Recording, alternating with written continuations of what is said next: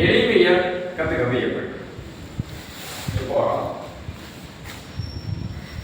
9 2 வரிசை இருக்கும். 9, அடுத்து 8, அடுத்து 7, அடுத்து 6, அடுத்து 5, 4, 3, 2, 1,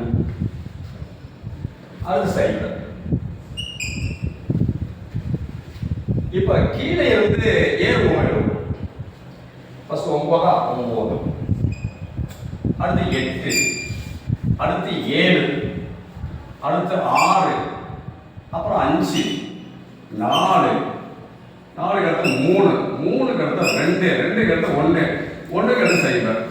இப்போ ஓரம் 9, ஈரம் 18, 3 27, 4 36, 5 45, 6 54, 7 9 63, 8 9 72, 9 9 81, 5 90.